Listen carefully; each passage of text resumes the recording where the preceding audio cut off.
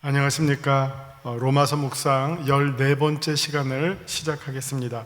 오늘의 제목은 아담과 그리스도고요. 본문은 로마서 5장 12절에서 21절까지의 말씀입니다. 로마서 5장 12절에서 21절까지의 말씀을 읽고 시작하도록 하겠습니다. 그러므로 한 사람으로 말미암아 죄가 세상에 들어오고 죄로 말미암아 사망이 들어왔나니 이와 같이 모든 사람이 죄를 지었으므로 사망이 모든 사람에게 이르렀느니라. 죄가 율법 있기 전에도 세상에 있었으나 율법이 없었을 때에는 죄를 죄로 여기지 아니하였느니라. 그러나 아담으로부터 모세까지 아담의 범죄와 같은 죄를 짓지 아니한 자들까지도 사망이 왕노릇하였나니 아담은 오실 자의 모형이라. 그러나 이 은사는 그 범죄와 같지 아니하니 곧 한 사람의 범죄를 인하여 많은 사람이 죽었은즉 더욱 하나님의 은혜와 또한 한 사람 예수 그리스도의 은혜로 말미암은 선물은 많은 사람에게 넘쳤느니라. 또 이 선물은 범죄한 한 사람으로 말미암은 것과 같지 아니하니 심판은 한 사람으로 말미암아 정죄에 이르렀으나 은사는 많은 범죄로 말미암아 의롭다 하심의 이름이니라. 한 사람의 범죄로 말미암아 사망이 그 한 사람을 통하여 왕노릇하였은즉 더욱 은혜와 의의 선물을 넘치게 받는 자들은 한 분 예수 그리스도를 통하여 생명 안에서 왕노릇하리로다. 그런즉 한 범죄로 많은 사람이 정죄에 이른 것 같이 한 의로운 행위로 말미암아 많은 사람이 의롭다 하심을 받아 생명에 이르렀느니라.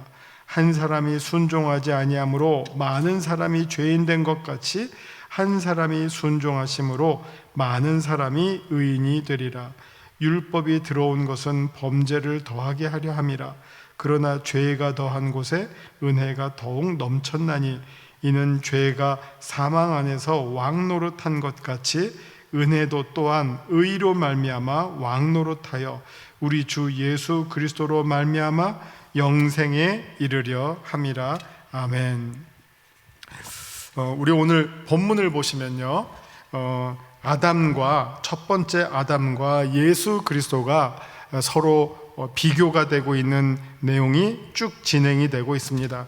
첫 번째 아담이 한 일과 예수 그리스도가 하신 일이 서로 대비가 되면서 한 사람을 통해서는 죄가 들어오고 사망이 들어오고 또 다른 한 사람을 통해서는 의가 들어오고 생명이 들어오겠는 그 대조적인 상황을 사도 바울이 아주 설득력 있게 로마 교인들에게 소개하고 있는 그런 내용입니다.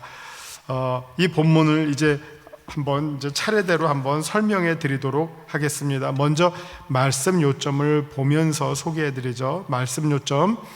바울은 아담과 그리스도를 비교합니다. 아담이라고 하는 말은 사람을 가리키는 보통 명사이기도 하고 또 첫 번째 사람을 가리키는 특정한 사람을 가리키는 고유 명사이기도 합니다.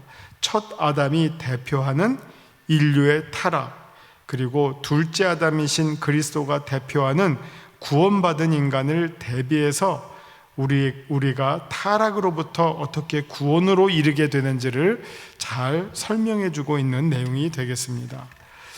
여기 말씀 산책의 첫 번째 내용만 먼저 좀 읽고 본문을 보도록 하겠습니다. 성경의 대표적인 문법은 제유법입니다. 제유법이라고 하는 것은 부분을 통해서 전체를 가리키는 표현법입니다. 예를 들어서 복음을 들고 산을 넘는 자의 발이라고 하는 이사야서의 말씀은 여기서 발은 단지 정말 글자 그대로 신발 신는 발만이 아니라 그 사람의 행적을, 그 사람의 어떻게 보면 삶, 사역 자체를 가리키는 그런 말입니다. 그러니까 어떤 하나의 부분을 가지고 전체를 가리키는 거죠. 이거는 어떤 신체의 일부분을 통해서 몸 전체를 가리키는 것과 마찬가지죠. 예수님께서 내 눈이 범죄하거든 내 눈을 빼라, 이거 눈을 빼면 어떻게 됩니까? 다 죽잖아요. 그러니까 눈과 전부, 내 손이 범죄하거든 팔 잘라버려라, 죽잖아요. 뭐 그런 부분과 전체를 가리키는 말이죠. 이거는 비단 몸의 일부뿐만 아니라 이스라엘과 하나님과의 관계에서도 마찬가지입니다. 지금 아담의 역할이 전체 인류를 대표하는 그 역할을 하는 것처럼, 예를 들어서 아간이라고 하는 사람은 또 전체 이스라엘을 대표하는 것이죠. 하나님의 명령을 아간이 어김으로 어떻게 됩니까? 이스라엘이 패배를 당하게 되는 것이죠. 한 사람과 전체, 이 관계를, 한 사람을 들어서 전체를 가리키는 표현법을 제유법이라고 하고요. 뭐 우리가 알기 쉽게 설명해 드리면 대표한다 그러면 그런 것과 마찬가지죠. 뭐 대한민국이 축구에서 금메달 땄다 하면 11명이 뛰어서 금메달 땄지만 그 11명은 대한민국 국민 전체를 대표하는 사람들과 마찬가지죠. 그런 것처럼 오늘 이제 본문에 나오는 아담은 나름대로 모든 인류를 또 대표하는 것이고, 그리스도도 또 역시 모든 사람들을 대표해서 대신해서 십자가에서 죽으시고 모든 사람들을 위해서 다시 부활하시고, 그러니까 이게 한 사람이 전체를 대표하는 기능, 이거를 제유법이라고 합니다. 그 생각을 가지시고 오늘 본문을 읽으시면 이해하시기가 훨씬 더 수월하십니다. 자, 한번 본문을 오늘 보죠. 12절. 그러므로 한 사람으로 말미암아 죄가 세상에 들어오고 죄로 말미암아 사망이 들어왔나니 이와 같이 모든 사람이 죄를 지었으므로 사망이 모든 사람에게 이르렀느니라. 자, 짧은 한 절의 말씀 가운데 한 사람과 모든 사람이 나옵니다. 한 사람이 범죄함으로 모든 사람이 죄를 지었고, 한 사람을 통해서 죄가 들어와서 사망이 들어왔더니 모든 사망이 모든 사람에게 미치게 되었다. 하나와 모두의 관계, 이거를 이제 대표, 그리고 이제 대표 기능을 한다라고 말하고, 문법적으로는 제유법, 아마 모두 제자를 쓰는 것 같아요. 제유법이라고 설명하고 있습니다.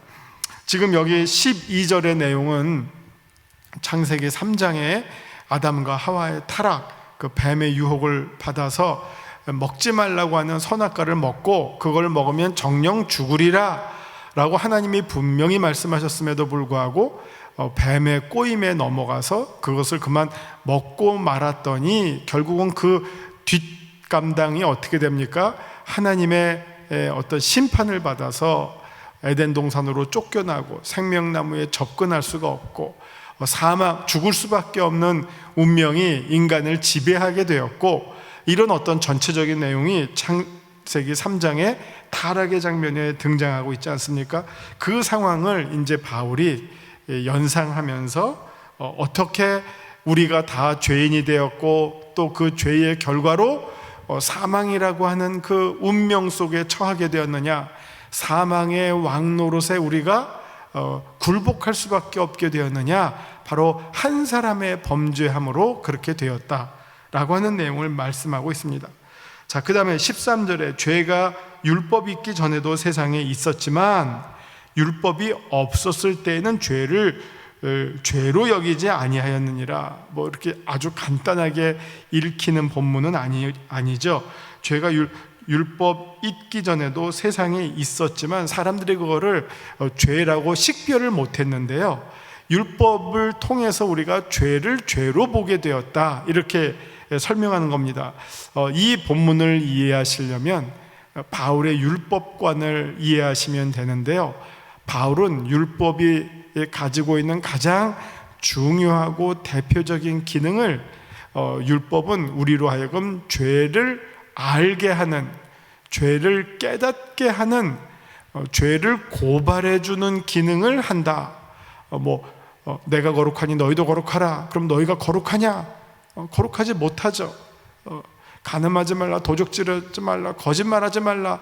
우리가 다 이거 지키고 사느냐? 못 지키고 산다. 이런 어떤 율법을 통해서 우리가 각자의 죄를 깨닫게 된다는 것이죠. 그래서 지금 그 상황을 설명해 주고 있는 내용이라고 보시면 되겠고요. 14절. 그러나 아담으로부터 모세까지 아담의 범죄와 같은 죄를 짓지 아니한 자들까지도 사망이 왕노릇하였나니 아담은 오실자의 모형이라. 이 아담과 같은 죄를 범하지 않은 자, 이거는 어떻게 보면 하나님이 먹지 말라고 하신 선악과를 그 먹은, 정말 하나님의 명령을 아주 직접적으로 거역하고 배반한 대표적인 사건인데, 또 그런 어떤 행위는 하지 않았다 하더라도, 그렇지는 않았다 하더라도, 그러나 우리 모두가, 인류 모두가 다 사망의 어떻게 보면 지배를 받고 산다, 다 죽을 수밖에 없는 운명 속에서 처하고 있다 하는 상황을 말씀해 주고 있는 내용이라고 보시면 되시겠습니다. 그러면서 이 아담은 오실 자의 모형이라. 그래서 이제 바울의 신학에는 아담 기독론이 있어요. 아담 기독론. 여기 지금 오실 자의 모형, 오실 자의 모형은 첫 번째 아담, 모든 인류를 대표하는 첫 번째 아담. 그러면 어떤 인류입니까? 죽음에 사로잡힌 모든 인류를 대표하는 첫 번째 아담이라면, 오실 자는 누굽니까? 이 오실 자의 모형인 첫 번째 아담이 보여주고 있는, 어떻게 보면 이제 가리키고 있는 오실 자는 누굽니까? 둘째 아담으로서 아담과 달리, 첫 번째 아담과 달리 모든 사람을 죽음으로부터 생명으로 살려주실, 생명의 지배하에 우리를 영원히 살게끔 해주는 그 오실 자, 그분을 가리키는 모형이다, 이렇게 말씀하고 있습니다. 자, 15절. 그러나 이 은사는 그 범죄와 같지 아니하니 곧, 그러니까 이 은사가 범죄와 같지 아니하느니 곧 한 사람의 범죄를 인하여 많은 사람이 죽었은즉 더욱 하나님의 은혜와 또한 한 사람 예수 그리스도의 은혜로 말미암은 선물은 많은 사람에게 넘쳤느니라. 이거는 마치 이렇게 보시면 돼요. 죄가 10이라 그러면 이 하나님의 은사는 무한대, 100이에요, 100. 그래서 그 죄를 덮고도 남음이 있어요. 그런 생각을 가지시면 이 본문을 이해하실 수가 있어요. 그런 의미에서 그 범죄와 같지 않다, 죄를 물리쳐버릴 수가 있어요. 그러니까 만약 이게 100대 100이면 영원히 싸우겠죠. 결판이 안 나겠죠. 끝없는 싸움이겠죠. 1대 1, 연장전 하면 1대 1이 없어집니까? 그냥 1대 1이에요, 계속. 그런데 1대 2가 되면 벌써 연장전 가면 게임 끝나는 거 아니에요. 그런 것처럼 이 하나님의 이 은사, 둘째 아담을 통해서 우리에게 주신 이 생명의 은사는 첫 번째 아담이 저질렀던 죄와 사망의 힘보다 더 크고 넘쳐서 아담의 범죄를, 첫 번째 아담의 범죄를 다 덮고도 남는다. 이게 둘째 아담을 통해서 하나님께서 우리에게 주신 선물의 크기다, 그런 말씀이 되겠습니다. 우리가 용서라고 하는 것도 나에게 준 상처보다, 아픔보다 내가 그것을 풀고자 하는, 덮고자 하는 그 사랑하는 마음이 더 클 때 용서가 이루어지는 거죠. 그 사랑이 그거보다 작으면 용서 못하는 거죠. 계속 복수의 마음만 갈고 닦고 있겠죠. 그런 것처럼 둘 중에 무엇이 더 크냐 하는 거죠. 사망보다 생명이 더 크기 때문에 우리가 영생을 누릴 수가 있죠. 이 생명이 더 작아요. 그러면 사망이 우리를 영원히 지배하겠죠.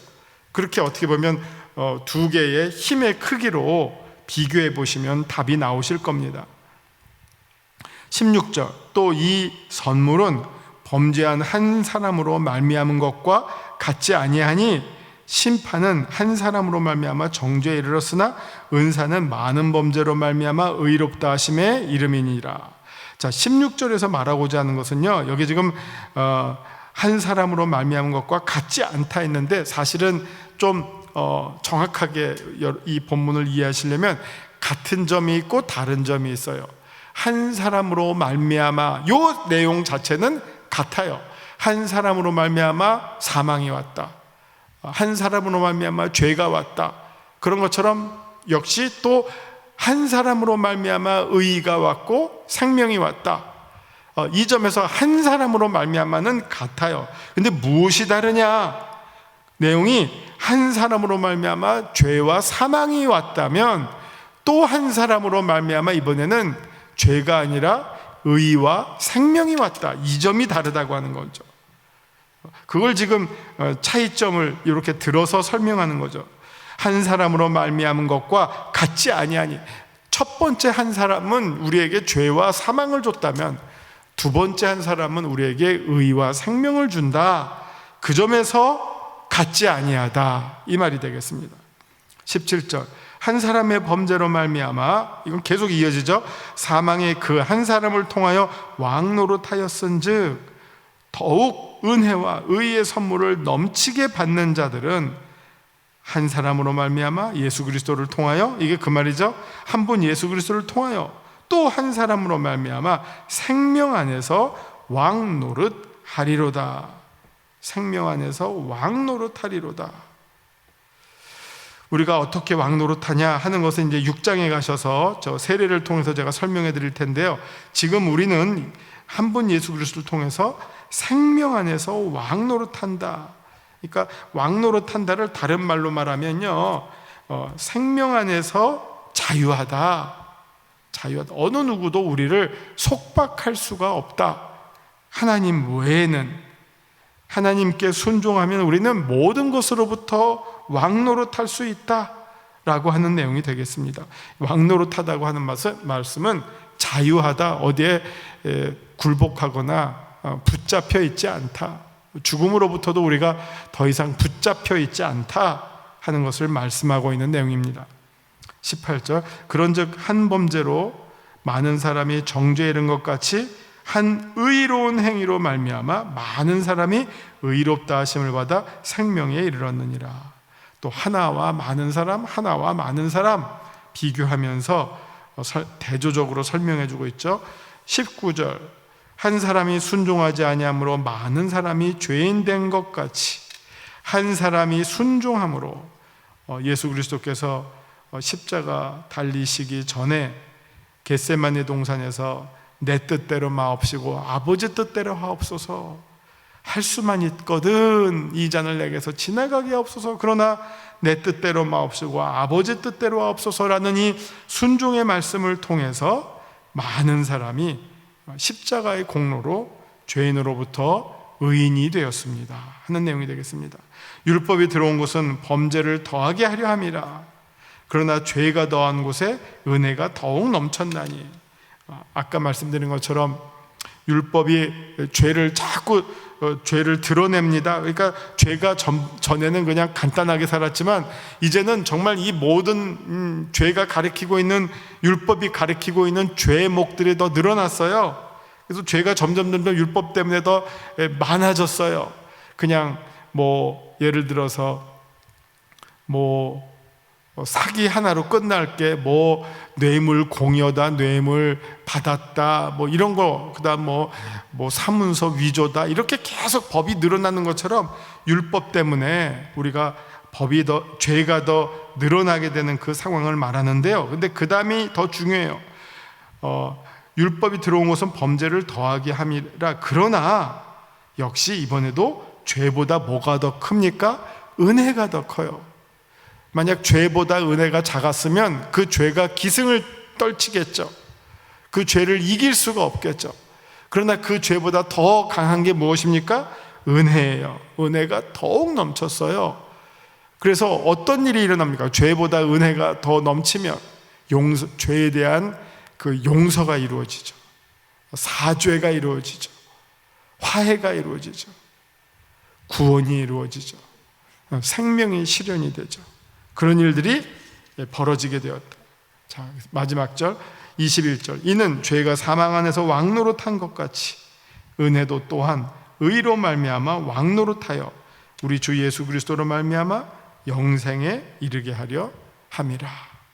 아주 그 바울의 아주 깔끔한 글, 첫 번째 아담과 둘째 아담이신 예수 그리스도를 비교하시면서 어떤 점에서 같고 어떤 점에서 다른지를 아주 잘 설명해 준 그런 내용이었습니다. 자, 그럼 우리 말씀 산책에 우리 유인물 말씀 산책으로 이제 들어가서 읽으면서 좀 설명해 드리겠습니다. 말씀 산책의 세 번째 줄입니다. 아담이라고 하는 말은 아다마, 즉 흙에서 연류된 사람을 가리키는 말로 인류의 첫 조상을 지칭하기도 합니다. 첫 조상 아담은 모든 인류를 대표하는 사람입니다. 그런 그가 하나님의 명령, 율법의 기원을 어기고 범죄함으로 모든 인류가 죄인이 되었습니다. 그래서 하나님의 심판 아래에 처하게 되었고 죽을 수밖에 없는 운명을 갖게 되었습니다. 따라서 바울은 죄와 율법의 관계를 언급하면서 율법이 있기 전에도 죄는 이미 있어서 그 죄가 첫 아담에게 미혹하여 범죄를 저지르게 하였으나 죄를 죄로 인식하지 못했었다라고 말합니다. 그러나 아담의 타락으로 인해 그 이후에 모든 인간은 죄의 지배 아래에 놓여 있을 수밖에 없게 되었습니다. 그러나 둘째 아담이신 예수 그리스도는 모든 인류를 대표한다는 점에서 첫 아담과 같지만 첫 아담과 달리 그로부터는 죄와 사망이 지배하는 것이 아니라 은혜와 생명이 지배하게 되었습니다. 그로부터 우리가 누리는 은사는 의롭다 하심을 얻는 것과 생명에 이르는 것입니다. 바울은 아담이 오실 자의 모형이라고 말합니다. 이것을 소위 바울의 아담 유형론이라고 합니다. 아다믹 티폴로지라고 합니다. 아담의 모델을 통해 타락과 심판 그리고 구원과 은혜를 잘 대비해서 설명해 주는 이론입니다. 마지막으로 바울은 율법의 기능을 죄를 더하게 하려 함이라고 말합니다. 이는 율법이 죄를 깨닫게 해주는 기능이 있다고 하는 점을 더 강조해서 설명하는 겁니다. 자, 말씀 적용입니다.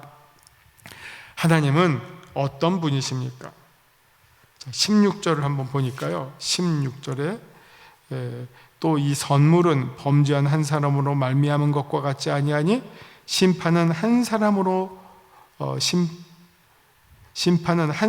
말미암아 정죄에 이르렀으나 은사는 많은 범죄로 말미암아 의롭다 하심의 이름이니라. 자, 이 말씀을 통해서 하나님은 둘째 아담이신 예수 그리스도를 우리에게 선물로 보내주신 분입니다. 예수 그리스도를 통해 우리가 죄와 사망으로부터 의와 영생으로 구원을 받게 하신 분이 바로 우리 하나님 아버지이십니다. 자, 내게 주는 교훈입니다. 15절, 두 아담의 대조되는 운명 속에서 우리는 또 한 사람의 아담으로서 어떤 길을 걸어가야 할지 분별하고 결단해야 할 것입니다. 마태복음 16장 24절처럼 누구든지 둘째 아담이신 예수 그리스도를 따라오려거든 자기 첫째 아담을 부인하고 자기 십자가를 지고 나 둘째 아담을 따를 것이니라. 이렇게 읽으시면 되시겠죠? 자, 17절, 한 사람의 범죄로 말미암아라는 표현 속에 나는 결코 나 혼자가 아니라 여러 모임을 대표하는 나임을 잊지 말아야 하겠습니다. 여기에 나와 있는 이 아담, 둘째 아담이신 예수 그리스도는 전부 온 세상의 신자들을 가리키는 것처럼, 온 세상의 모든 인간들을 가리키는 것처럼 나는 가정과 학교와 직장과 교회, 내가 속한 그리고 관련된 모든 것을 대표하는 나다라고 하는 사실을 꼭 잊지 말아야 하겠습니다. 자, 이제 말씀에 따른 기도로 마치겠습니다. 하나님, 죄가 우리 안에서 결코 왕노릇하지 못하게 하시고 하나님의 의와 하나님의 생명이 나를 다스리고 우리는 그 하나님의 다스림에 순종하는 자들 되게 하여 주시옵소서. 그리하여 우리가 하나님 주시는 영원한 생명을 누리고 또 하나님이 주시는 의와 거룩으로 옷 입는 천국의 성도들 다 되게 하여 주시옵소서. 흰옷 입은 성도가 되어서 하나님의 존전 앞에서 마음껏 하나님을 찬양하며 모든 허다한 무리들과 함께 예수 그리스도의 통치에 참여하여 왕노릇하는 저희들 모두가 되게 하여 주시옵소서. 예수님 이름으로 기도합니다. 아멘.